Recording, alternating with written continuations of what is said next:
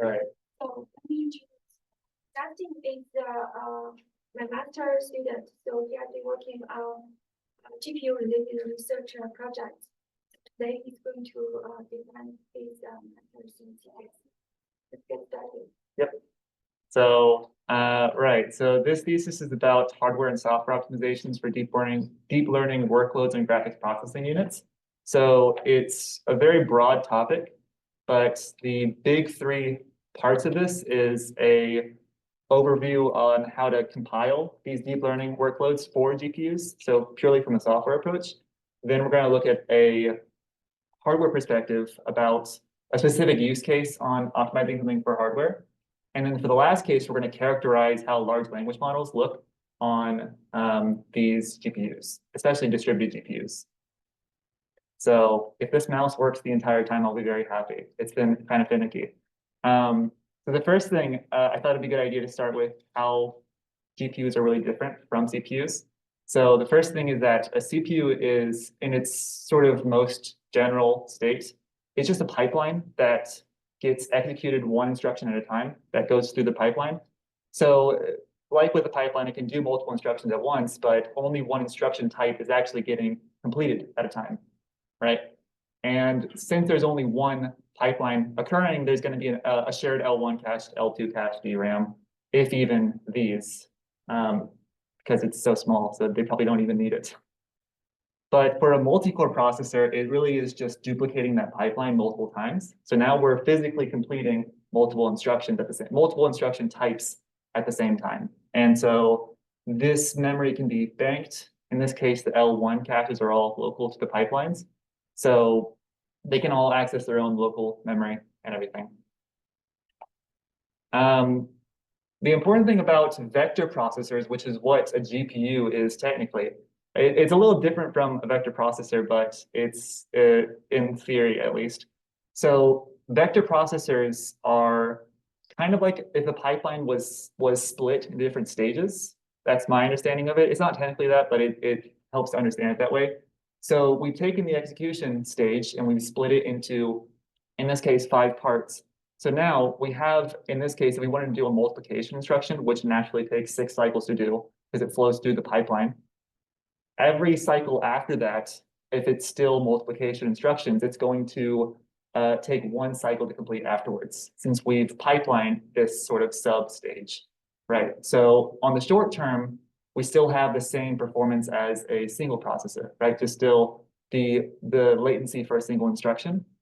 But as we increase the number of instructions, we're going to reach a CPI of about 1. Another way of doing a CPI of 1 for the same instruction over and over again is to duplicate the execution stage, right? So if we were to dispatch 5 multiplication instructions all at once, they'll all finish at cycle 6, right? Same thing as before. Then we'll dispatch the next group of instructions and they'll all finish in the same batch. So same situation, we're going to have an average CPI of 1. This idea was very important because it shows that this is more similar to what a GPU is doing, right? Vector processors were very important for things like graphics or drawing anything to the screen, not just polygons.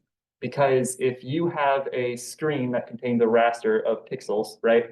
If you just use a regular for loop to put pixels into whatever output buffer to display on the screen, then that's going to have an issue of just the overhead of looping is going to be too much to meet a high frame rate, just that alone, right? So vector processors were invented to fix that problem. We have a very consistent operation that's happening over and over and over and over again. And so we pipeline that so that it's able to, on the long run, do that very quickly. The first GPU was made in 1960. It wasn't called a GPU, which we'll see in a second. GPU is a marketing term. The only thing, they called those 3D graphic accelerators.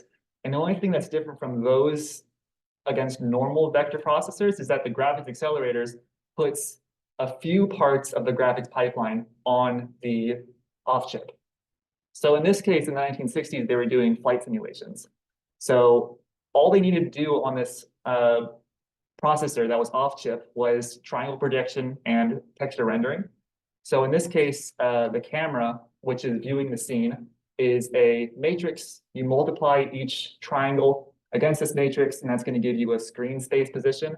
You can draw a texture to that, and you send that information back to the CPU so they can do these extra steps, right? So the important part is that these extra steps were not on the graphics accelerator. That all changed in, I think it was 1990 something, when NVIDIA made the first real GPU. And the only thing different from that, from the previous model, is they just moved more stuff to this off-chip location, right? So now the GPU is doing this entire process, including shadow drawing, which is itself a very difficult thing to do. All right, so in 2003, there was a big shift where this is one of my favorite papers because they showed how if we have a shader drawer, right? We have a thing for drawing graphics. This thing for drawing graphics is very similar in theory to basic linear algebra systems. So they said, what if we put arbitrary matrix data onto an image, a texture, and then we were to use a compute shader to draw that to another texture and have it simulate a matrix multiplication, or not on matrix multiplication, of matrix vector multiplication in this case. So they were representing sparse matrices by batches of small textures, and they were doing purely graphical operations to actually draw these and compute non-graphical workloads. The two methods they used were these two linear algebra methods, the conjugate gradient method and the Gauss-Seidel solver. And these are just very basic matrix vector situations. But they also did this real-time water drip ripple simulation, which is also just matrix vector multiplications. So it was very exciting because the next year after this paper was made, CUDA was invented.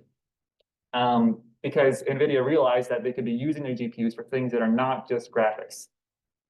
So the big thing about CUDA is that, of course, there's a separation between the CPU and the GPU. The GPU is physically separate from the CPU. It's connected by a thin wire that sends data over, but data has to be sent over. So it's not something that lives on the GPU, on the CPU. So this is a little program I made to show off this, right? So really, basically, we have vectors that exist on the host on the CPU, right? It's getting filled with whatever data. In this case, that has a length of 10,000.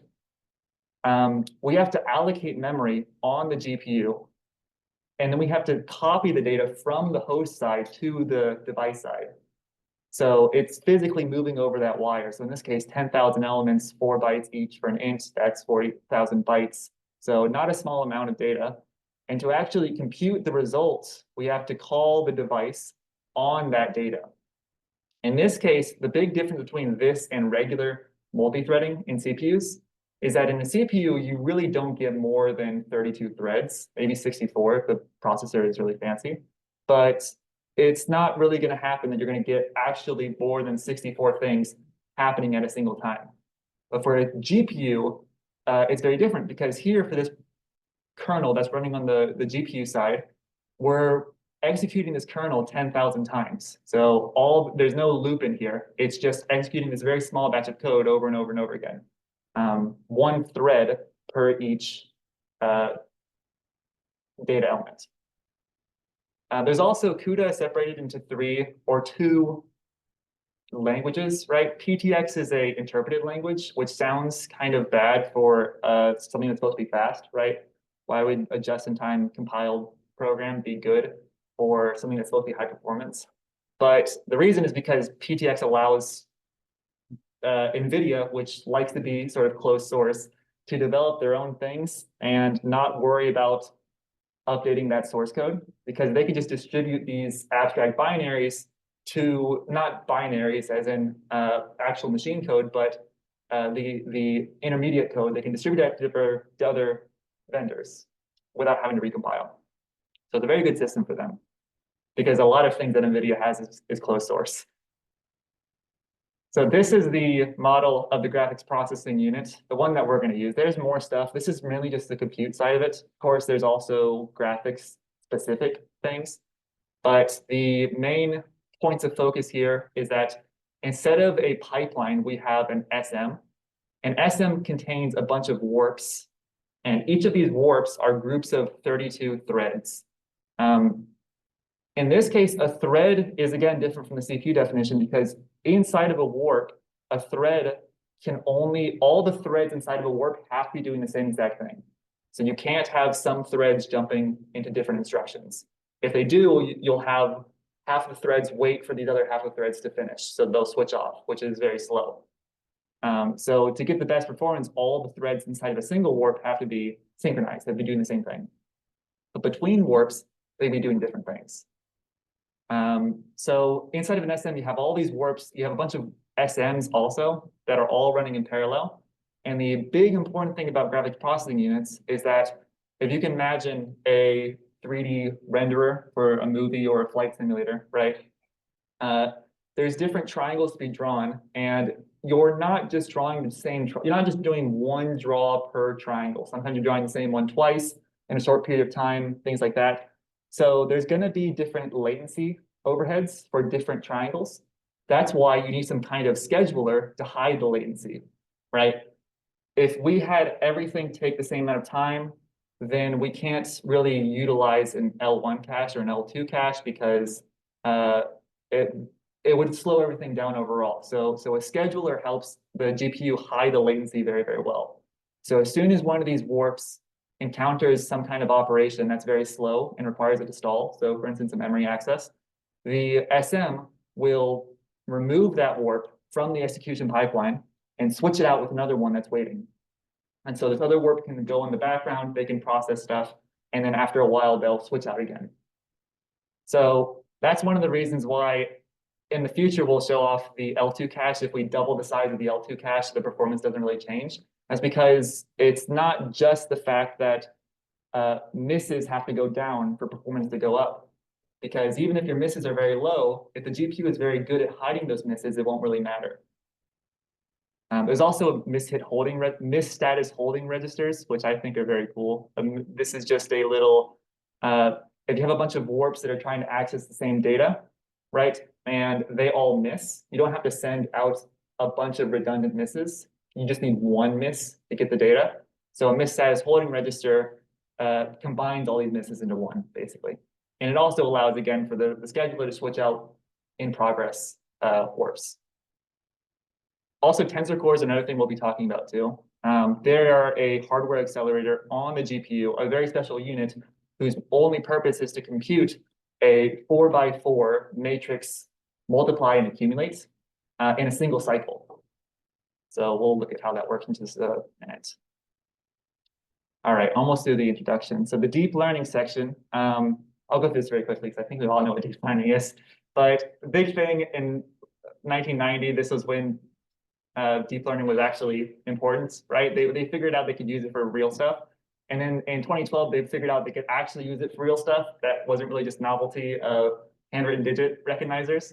And then 2012 is interesting because in the ImageNet competition, which was recognizing images, their contents, classifying them, they found that in 2012, almost nobody did a deep learning solution. In 2013, the next year, everybody did a deep learning solution because this AlexNet architecture beat everyone so thoroughly that they were like, we have to change, basically. These are three other, VGG is just a bigger AlexNet. ResNet is just a deeper AlexNet. Transformer is very different. We'll talk about in the last half. But for all the deep learning networks here, they're very compute heavy. There are memory intensive deep learning networks, but for the most part, for most of the time, the focus was on computation rather than memory. All right, so this is the first chapter about deep learning compilers. So if we have a deep learning network, a deep neural network, right?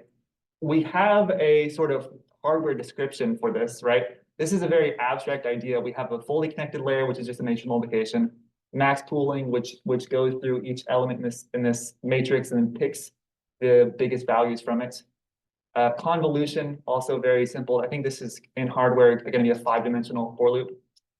So, but those are all abstract definitions. if we're actually going to implement them on hardware, we can't really make assumptions on how they will look, right? So for instance, here, this is one way of representing the convolution, right? So we have I guess this would be a 4, 5, 6, 7-dimensional for loop. A convolution is, we'll see it later, is just a filter sliding across, doing dot products on each step of another matrix. So here is n representing the number of batches, the number of channels, and this is also the number of input channels, height, width of the kernel, or height, width of the image, height, width of the kernel, and we're summing a bunch of things together, right? But this is very expensive because we're loading a lot of really redundant data in this situation. As soon as we load one thing, we're probably kicking that out of the cache eventually if the size of the deep neural network is very big, which it will be.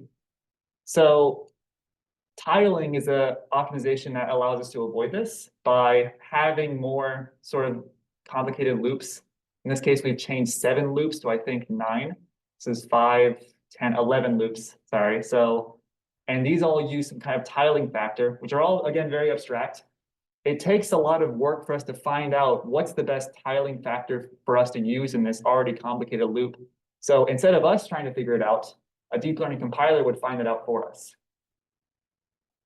So deep learning compilers are not compilers that use deep learning. They're compilers that are trying to optimize deep learning programs. They can use deep learning, which we'll see. So it's like a deep learning, optimizing a deep learning, which is very fun. But there's 2 types of optimizations for these deep learning compilers. There's direct optimizations, which I'm calling an optimization you just do directly on the software expecting it to be better. So these are sort of well-known optimizations, which is what every compiler does. You just compile your program and it just gives you a better program, right? There's also going to be indirect optimizations, which you don't know in advance if they're going to be better. So you have to actually run on the hardware to get a device measurement. And then if that's better, then you take it. If it's worse, then you retry another optimization. So there's 2 types that we're going to be seeing. So for this direct optimization, here's one example, which is software pipelining. Just this little example for this paper, they were showing how for tensor core instructions, which we'll see also in just a minute, we have loading, which happens for one iteration, and then we have computing, which happens also at the same time. We load in advance, so now we don't have this issue of loading for the current iteration, waiting for it to load, and then computing on it. So for software pipelining, we have 2 different parts of the hardware that are both getting utilized at the same time. All right, so value propagation. This is the biggest one. This is also for function or kernel fusion. Of all the optimizations, this is the one they talk about the most inside this field, because in this example we're seeing here, we have a deep learning operator graph, right, where we multiply 2 vectors and then we add it to a 3rd vector.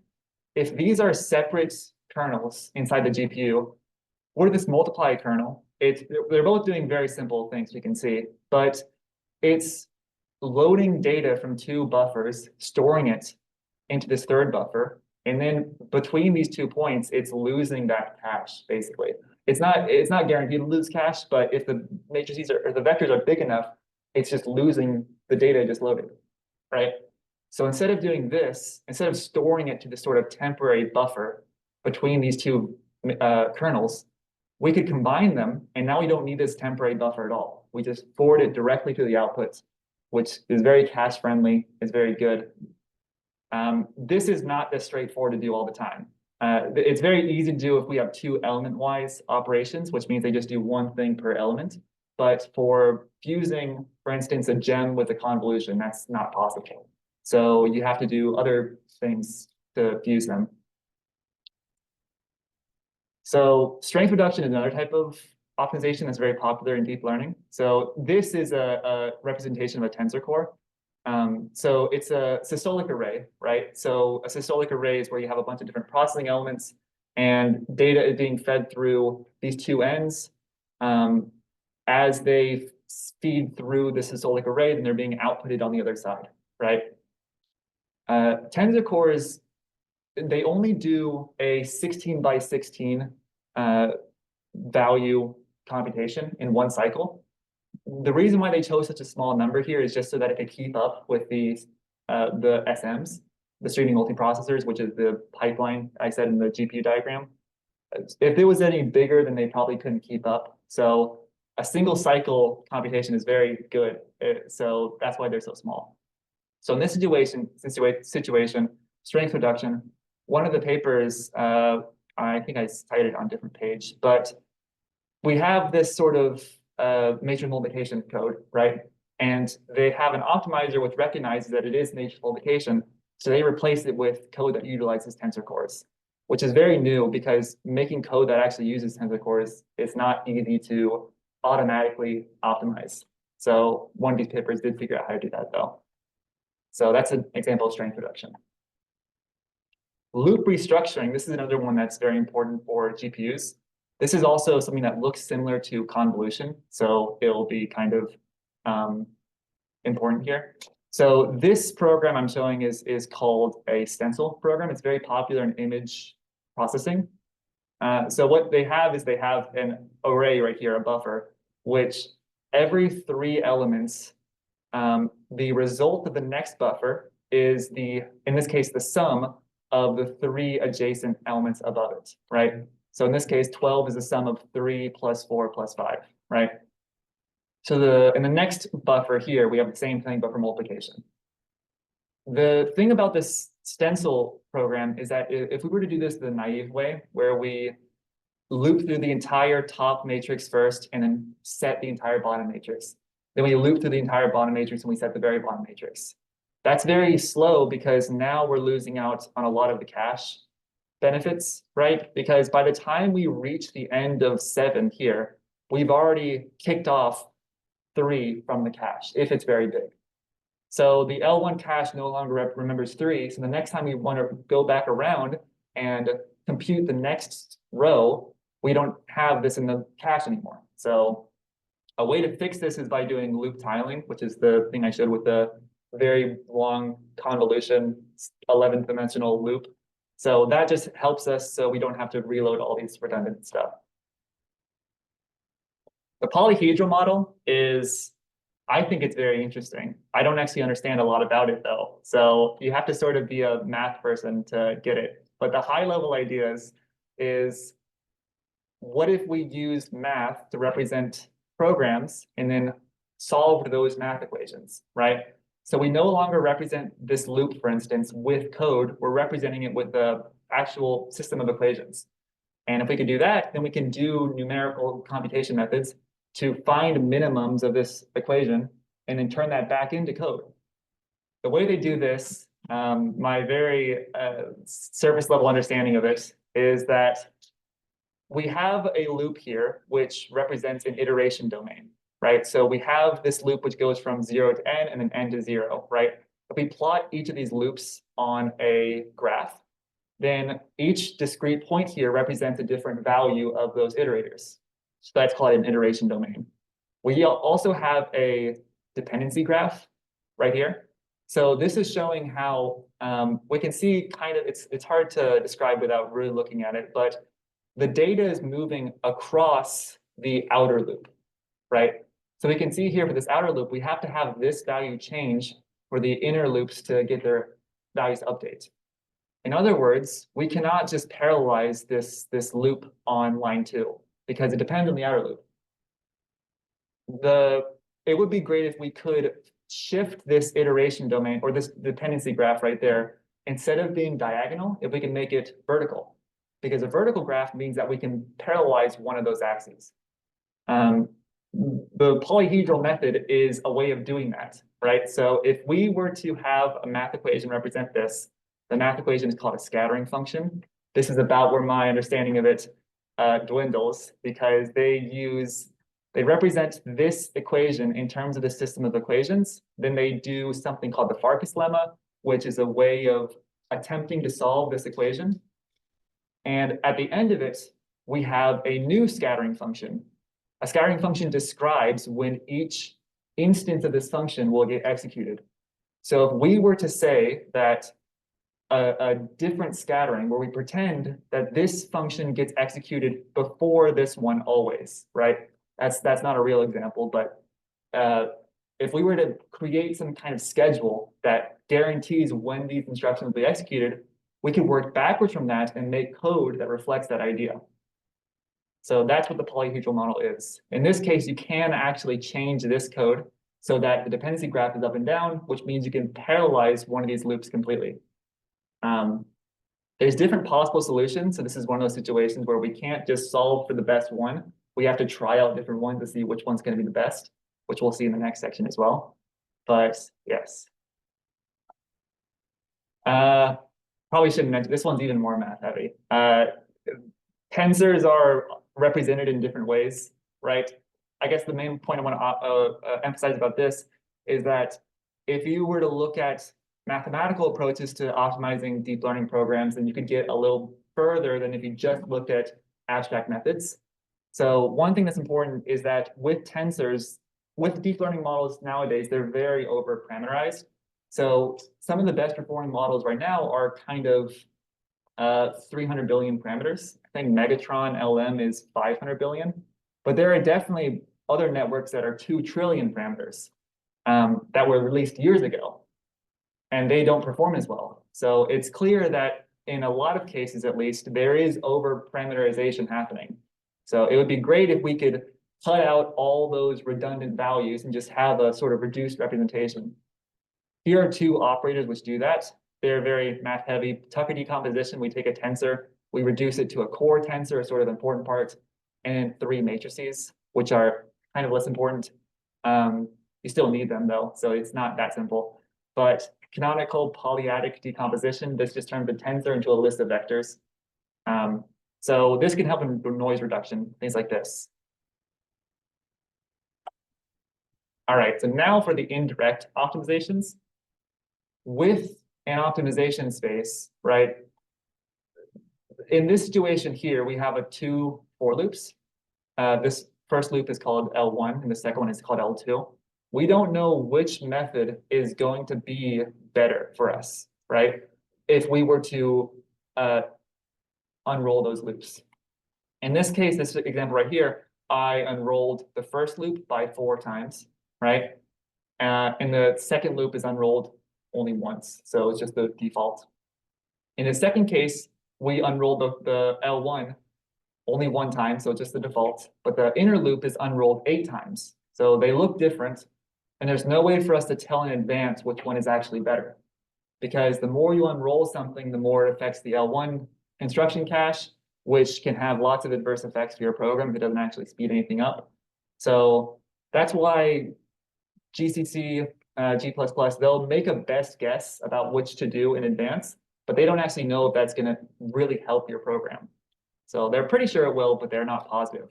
So for deep learning, though, we have this constraint for a deep learning model where we have a list of operators. We're plugging in data to the front, and we're getting data from the back. So between these 2 points, there's no side effects happening.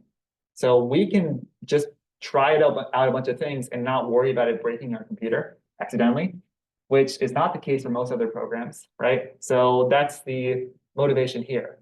Let's try out an optimization and measure it on hardware. And if it's good, we keep it and we use that as a starting point next.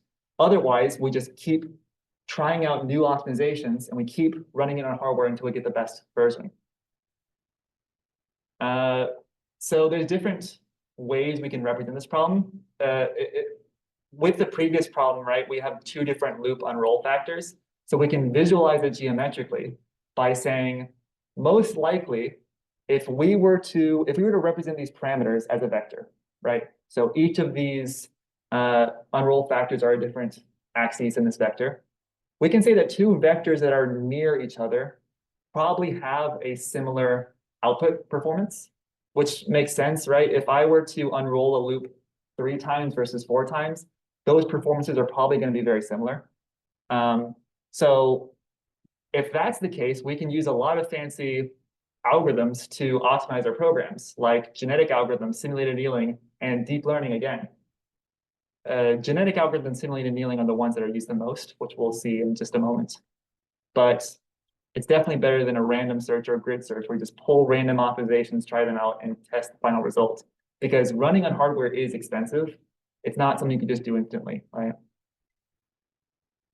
This is a fun image. This is from NASA, I think it's, or some space agency. They were showing how to create an antenna that would optimize a radiation pattern, a very specific radiation pattern.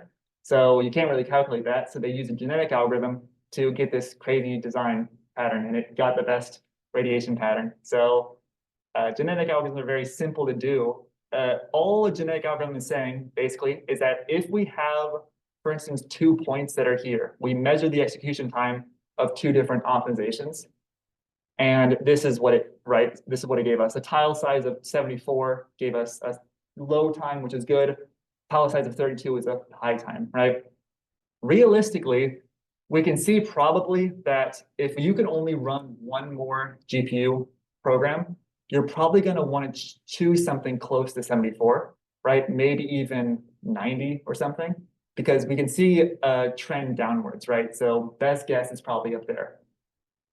If you could run it more than once, though, you could probably say there's a 90% chance of it being near this area, and maybe there's a 10% chance of it being near this area, right?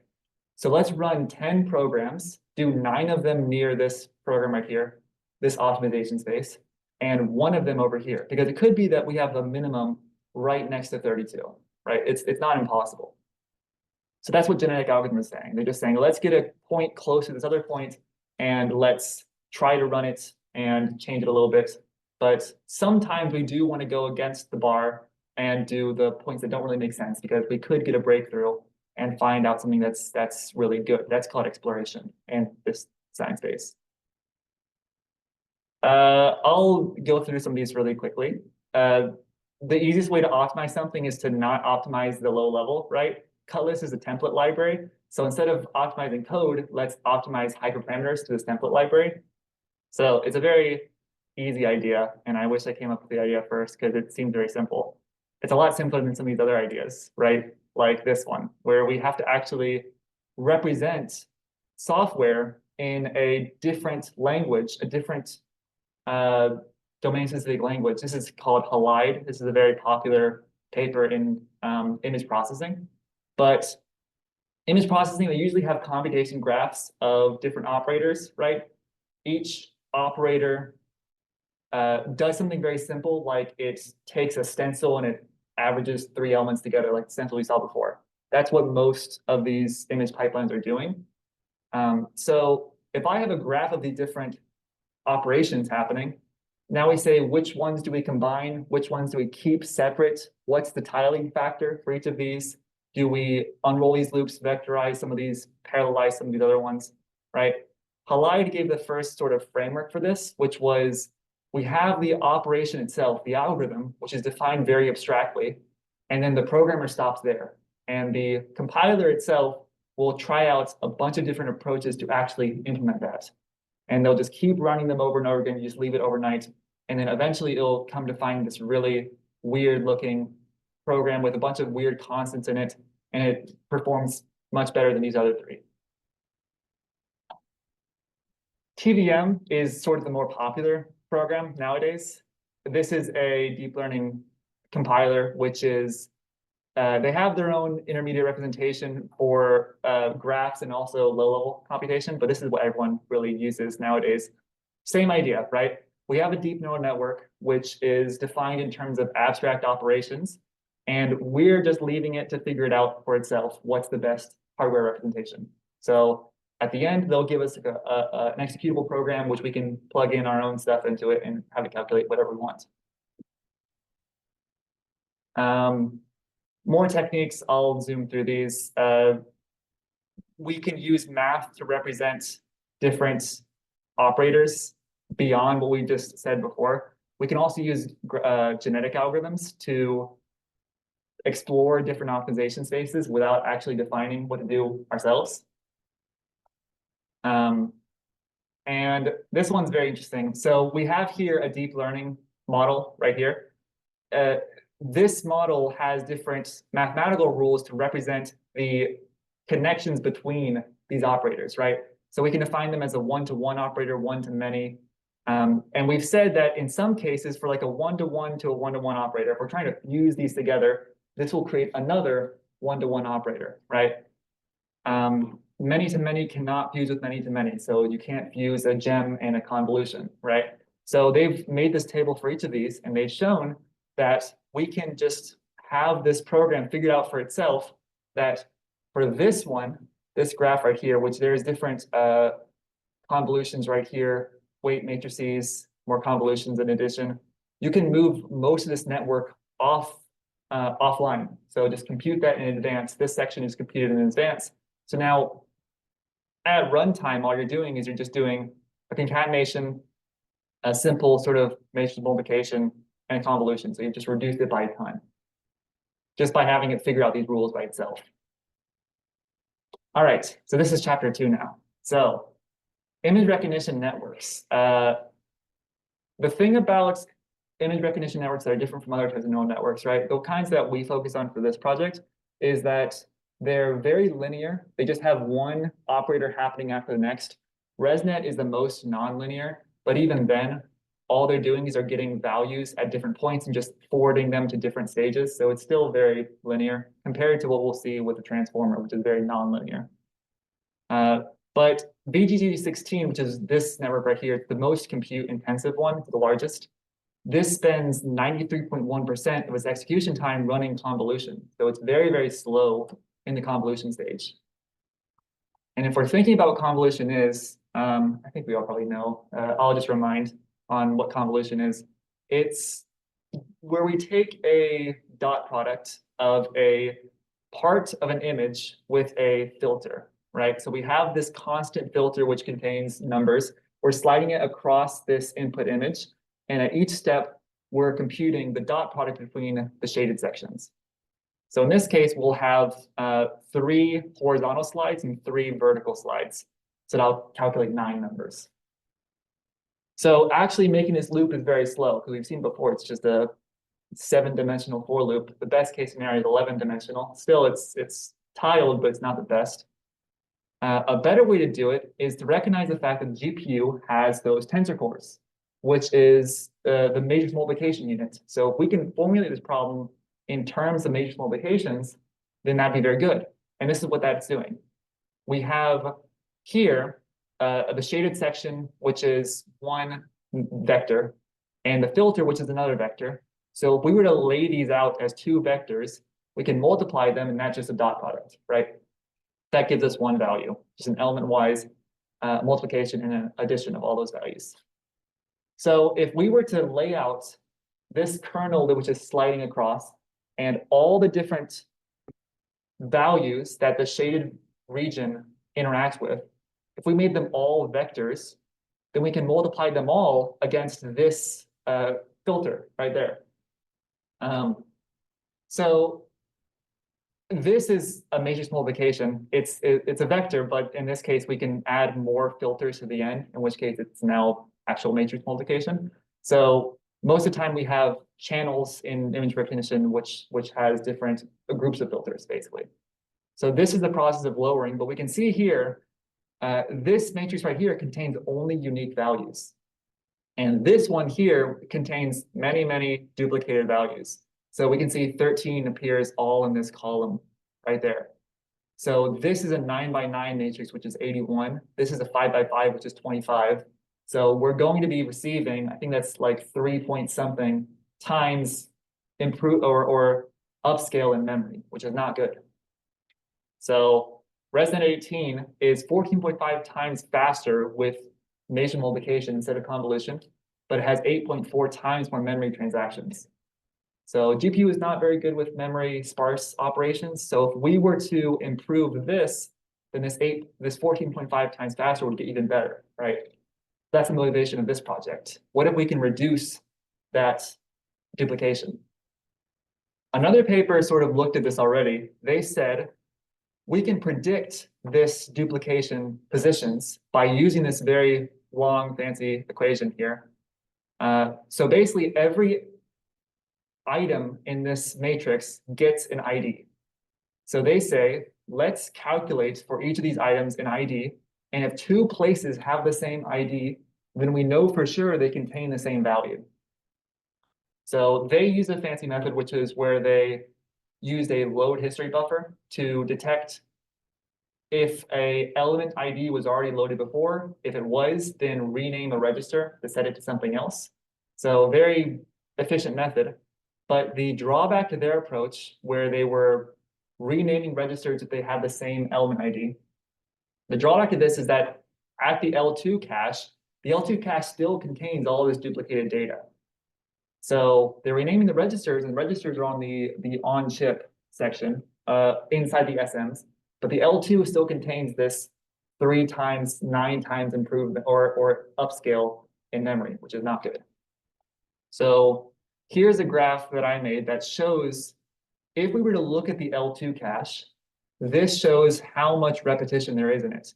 So black, discarding these black separator bars, black represents a 2-byte section of the L2 cache, which contains completely unique data that never appears anywhere else in the L2 cache. So those are good. We want that entire L2 cache to be filled with those. If it's yellow, though, that means there is, along with the data, the 2-byte section of this L2 cache, we can find that same 2-byte section in at least 8 other places in the L2 cache. So VGG16, which is the most compute heavy, is filled with this yellow because everything here is duplicated. Just the way that this kernel works is just lots and lots of duplication happening. So that's lowering the effective size of our cache, which is not good. So if we can remove the duplication, we've essentially improved the cache size by 8 times, basically. A quick question. Yep. So is this like the L2 cache from CPU? GPU. Yep. So if we were to just double the size of the L2 cache, this shows, despite the fact that VGG contains just so much duplication, right? If we were to just double the size of the L2 cache, it's not really going to improve performance. IPC is a good metric for performance. So on the GPU, because it tells us how parallel things are. So the higher the IPC, the more things it's doing at a time, basically. So we can see here, most of the time, if we take the L2 cache size, which is the baseline right here, and we were to double the size of the L2 cache or quadruple it, the IPC doesn't really change, right? If we were to cut it in half, though, it does go down for AlexNet and VGG. So it's kind of hard to see, but the ones that it goes down, the IPC gets worse, are for VGG mainly. That tells us if we wanted to, instead of trying to double the effective size of the cache, we can try to make the cache half as big and have that half as big cache try to mimic the baseline. That's the new motivation here. We have a few ideas on how to do this. I'll sort of skip around here, but the basic thing again is that we can't do regular deduplication techniques for this. A regular deduplication cache will probably do something that's in this last graph where we say, we look at the L2 cache. If a 16-byte section of memory appears somewhere else in the cache, then don't store it. We just store a pointer to it. So 16 bytes is really the minimum size for that, but we're seeing here that almost never do we see a 16-byte section of memory appear twice in the L2 cache. And 16 bytes is not that big, right? So we see a lot of 2-byte sections, which is obvious because each element is 2 bytes, right? And we saw before 2-byte repetitions appear all the time. So if we could have this, then that would be even better. We have ideas on how to do this. The idea that I found out was that before, where we have the element ID, where we are finding the element ID from an address, right? The element ID immediately characterizes that element, right? We could do the inverse of that. So if we plug in an element ID, we can tell it, find me the addresses that have the same element ID. And now this is a cache problem, right? If I have an access here, and I want to know, is this access already somewhere else in the L2 cache? Then I can plug it into this equation and say, find me the addresses that contain this same data. And so we can check those addresses here. And if the address contains the same data, then we don't fetch it. We just return that data. If it does not contain the same data, these are all misses in this case, then we actually go fetch it from memory, right? This idea is still in progress, so we're seeing if this works. But this method does work, the inverse, which is, I think is very exciting. I don't have a fancy LaTeX equation, but there's the code. All right, last section. So large language models. To summarize how a large language model works, the before the transformers were invented, so I guess that sort of 5-year period between 2012 and 2017, which is when they actually started using recurrent models for more stuff. What you really had was you would have a string or a series of tokens. It would go into this encoder here, one token at a time, and it would update a hidden state. And then once you've consumed all the tokens here, you have a hidden state that you then pass to the decoder, which the decoder would then do more stuff with. They would update this hidden state over and over again, and that would give you a translated sentence for language-to-language translation.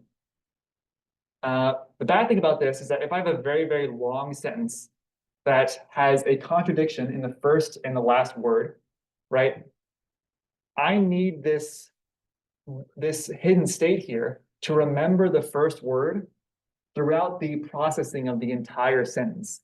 And the last word contradicts it, so it needs to remember in this finite set of space that the fact that it contained a contradiction, right? Which this is not very good to do. It's a finite size, so of course it's going to have a tough time doing this with enough length.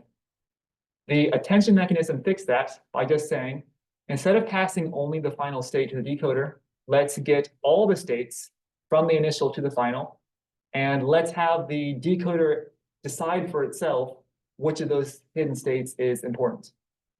So in our example just now, when it's reading the last hidden state, it can decide the first hidden state was important in this case. So that's what the attention does. It figures that out by itself, which parts of the sentence to pay attention to. So much better for longer sentences, which is what the transformer model does. All right, so just a few things left here. I guess the important part is that, so large language models, they have one large language model is called Megatron LM. That was trained with 6,000 H100 GPUs. H100 GPUs, I think those are the expensive ones. Those are like $20,000 to buy. So 6,000 of those, right? I don't know how much that would cost, but that's a lot of money. So the reason they're able to do this, to train these multi-billion parameter models, is by using really fine-grained communication collectives, right? So these are some of the popular ones. We have reduce, scatter, all reduce, all gather, broadcast. They're just different ways of taking tensors and giving them to other locations, right? There's also different ways we can split data, right? For a model, we can divide this across different different GPUs through data parallel, which is where we say, I have a batch of 10 examples. Let's give 5 to the first GPU and 5 to the second GPU. So very straightforward, but it has a lot of duplicated weights. You're just copying all the weights from each model to each GPU, which is very slow if the models are big. Tensor parallel splits the weights according to different operations. So if we want to do a matrix multiplication here, this is equivalent to us splitting the kernels column-wise and doing 3 individual vector-vector multiplications, right? That's just how matrix multiplication works. We just take out each component part. So that's tensor parallel, works pretty well as well. Pipeline parallel is the last one, where we say each GPU gets a different layer of this model, basically. And this works really well if you're willing to wait that startup time, right? So we have the model, which is inputs are feeding through this model and then going backwards, right? So as long as we keep this pipeline filled, pushing data through and getting it out, then for large models that are very popular, then this is also a very good method of parallelizing it. All right, so the last 3 things, I think. Looking at image networks versus LLMs, the first thing to note is that image networks are, again, very simple, just flow in a straight line. And then transformers are very jagged. They just go in different directions all over the place. The biggest point, though, is that AlexNet, contains 11 layers, which is 11 GPU operations at 62 million parameters. BERT contains 110 million parameters, so not that much more, but it contains 200,000 gem kernels and 600,000 non-gem kernels. So a very big step up from 11.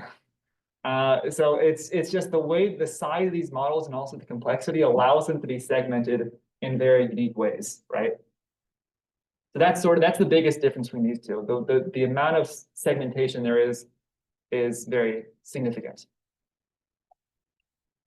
Also, we noticed that for these kernels, in this case BERT, it repeats a lot of these kernels, these operations, a lot of times.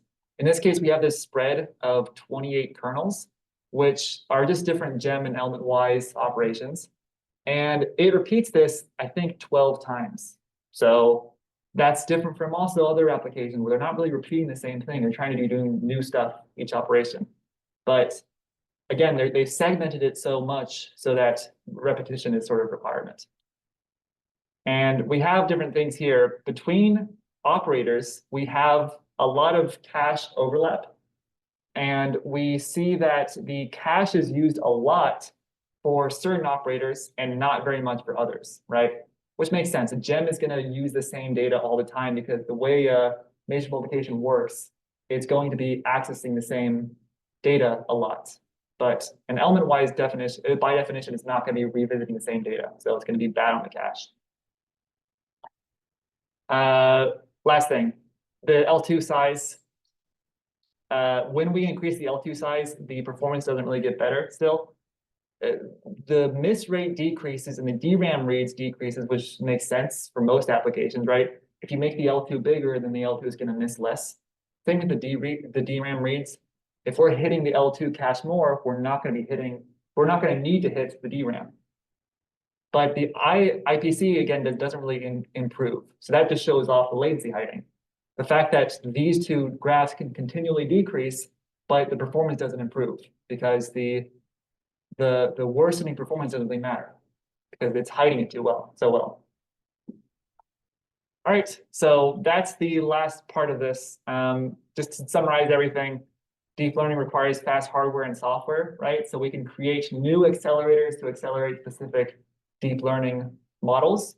We can also we can utilize the unique structure of deep learning models to compile them in very specific ways, especially with iterative compilation, which not many other types of programs can do. And also, the communication libraries are very important for running 6,000 GPUs all at once, right? So that's everything.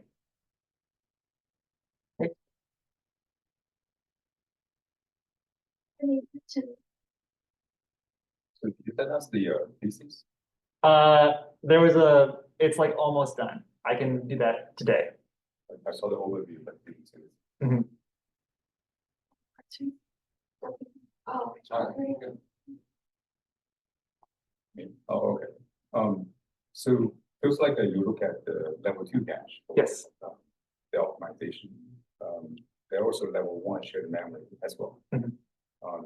So any reason like you choose L2 or L1 shared memory has been studied already? Right. So for the lowered cache project, right, we had the other paper already looked at the register renaming. So that was already on the L1 level. So that's the first reason. The second reason is that the L1 cache is supposed to be very quick, right? So you can't really slow that down at all past the minimum.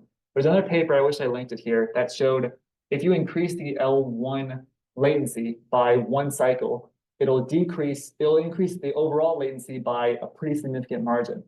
But if you increase the L2 latency by 1 cycle, it basically doesn't affect it at all, right? So it means we are able to play around more with the L2 cache without getting any downsides. Yeah, another one is more general. So for us, like we also use the GPU for the training, but there's some big problems like the memory size. So usually GPU has a small memory. We cannot put the big model or the data all inside of the GPU. So probably 16 gig will be the minimum. Any optimization for looking at the memory. So if the memory size is small, still we can like train a large model with just the links. Yeah, so the memory size is probably the best thing to do with tensor parallel, right? Or pipeline parallel. In both these cases, we're saying that the memory, the weights are distributed pretty evenly without any duplication, right? With data parallel, these are all in PyTorch. These are just regular PyTorch training. Every language has a equivalency of them. But for data parallel, right? If I were to just split the input across these different GPUs, now I'm running into an issue where all the GPUs have all the weights, which is redundant, right? So that's true from a weight level. From an input level, you're not really afforded anything else besides loading one part of the model at a time and then keep repeating accesses to the GPU, right? So I think that's the best you've got there.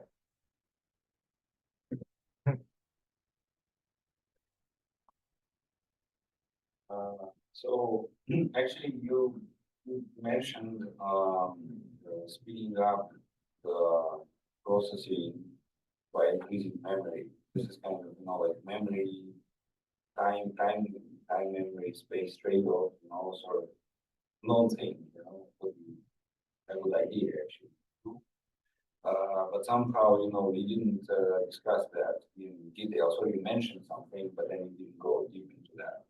So I think, yeah, methods are known. It would be nice to look at them. Yeah, the trouble is, of course, that your memory is limited, right? So you may not get too much there.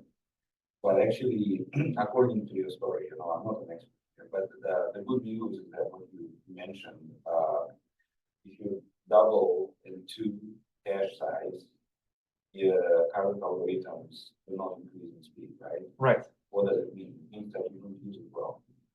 Well, that's true that we don't use it well, or we are using other parts of the hardware better. So that's the current thing we're looking at here. It's not so much that which slide is it? It's not so much that the L2 cache is being utilized poorly. It's just that the other parts, which is the misstatus floating register, the schedulers, which are switching out everything perfectly, right? So we're seeing that it could be that we're not using it perfectly, but I think what we're looking at right now, it's probably more like we have to fix other areas of the hardware too. That's why for the L2 cache, instead of us trying to focus on doubling the effective L2 size, we're going to try to half it and make half be as good as it, right? So we're forcing ourselves to run into the actual issue and then fixing that issue for ourselves. Yeah. Or you could use that space maybe for, speeding up. Yeah, exactly. Yeah. So if we have, I don't know how. That's like it's good. I mean, it's a good idea. Yeah, increase productivity.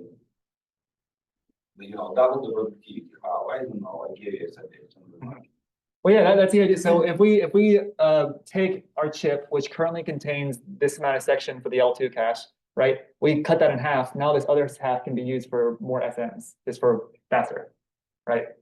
So yeah. So I hope that we're not. Well, no, I hope that we are using the L2 badly, because that's good for us because it means we can improve it. But that seems like too easy of an answer.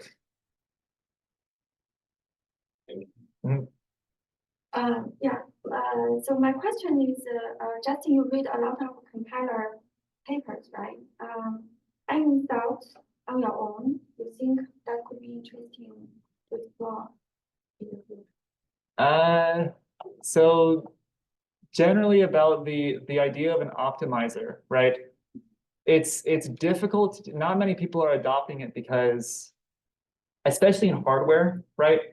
Software, it's more likely to have optimizers, right? Something that runs over and over again. I don't think I've seen very much of that in hardware, like an optimizer for hardware. How do we optimize the hardware itself, right? We have these design parameters for the software side, but not really for the hardware side. There are hardware optimizers. So there's FPGAs, right? They have the software representation of the hardware, right? So there are optimizers for that, which I haven't looked into that at all, but I'm going to look into that soon, I think. So that could be interesting as well, right? Compilers for hardware. Is the optimizer going to be fixed or it's like a reprogrammable? Right, yeah. So it's just very general purpose. It'll converge to some solution over time.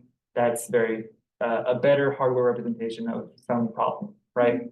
That's sort of what, I mean, all deep learning is really, right? I think we're sort of noticing that deep learning can be used for more things than just translation.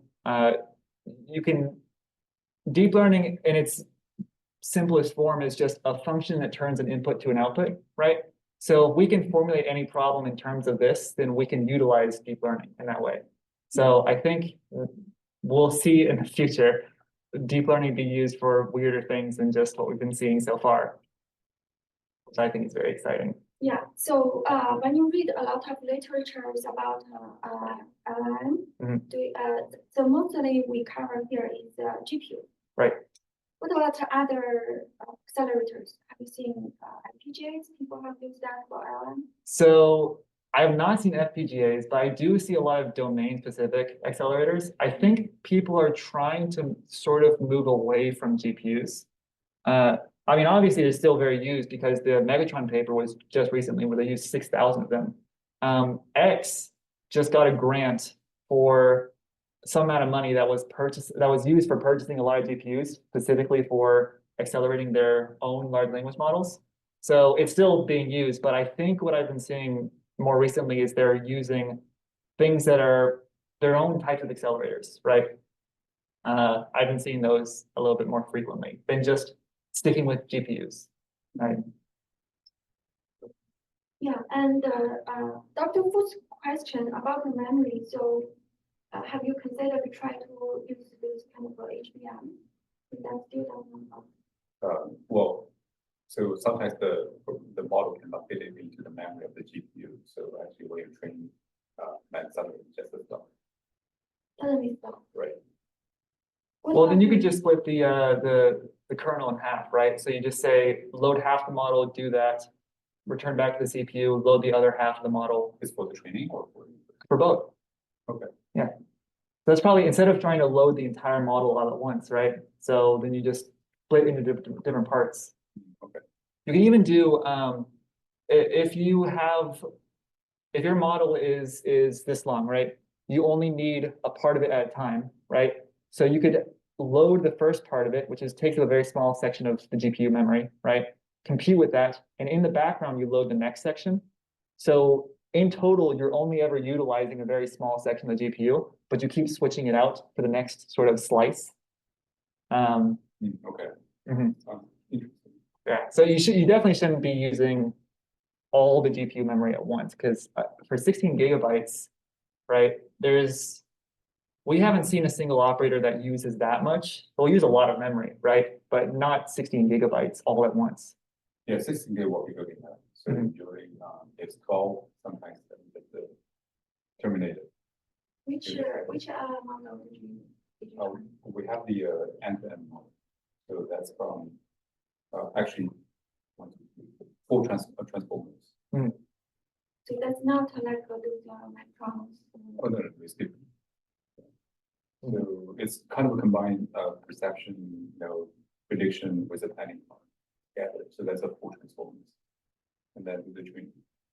So it's also about language, exactly? No, it's for autonomous driving. For image. For image. But the image is like it's bird's eye view. Actually, the 4 images put them together. So it can see like what is around. So use the LLM for no, not the LLM, just transformers. Transformers. But it's 4 transformers and then the kind of a end-to-end training. That's cool. How do you communicate using our hardware? So you just use one accelerator to present. Yeah, one. I think for the large language models, single GPU is not. Yeah, but one thing is about you said the compiler, right? For the GPU, so you have the code, that C code, and then the CUDA code. So for the compiler, it should be integrated into the CUDA system, right? Yes. or you don't need it. So for the half the programs that I was discussing, they don't use CUDA at all, right? So they'll use their own domain-specific language, right? So they'll either have you describe the code. In this case, we just have, you know, a summation. This is representing a major multiplication. This is a line right here. So, and then the code itself figures out how we turn that into CUDA.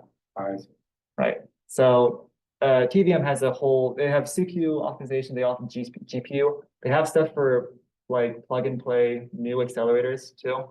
So it's very general purpose though. Okay. I was wondering why you did that like a new compiler or optimization approach. How do you like apply it into the CUDA system? Yeah, well, it's very interesting because you can so at least TVM, they have bindings for this. So if you have an accelerator which has, you know, 30 instructions in it, you can connect that to the optimizer and teach it how to actually use these, right? So we're only saying here that these are mathematical notations. So if you were to say my new accelerator instruction is the same as a loop, right? Now it's able to optimize it. So the same thing is probably true for CUDA as well. All right.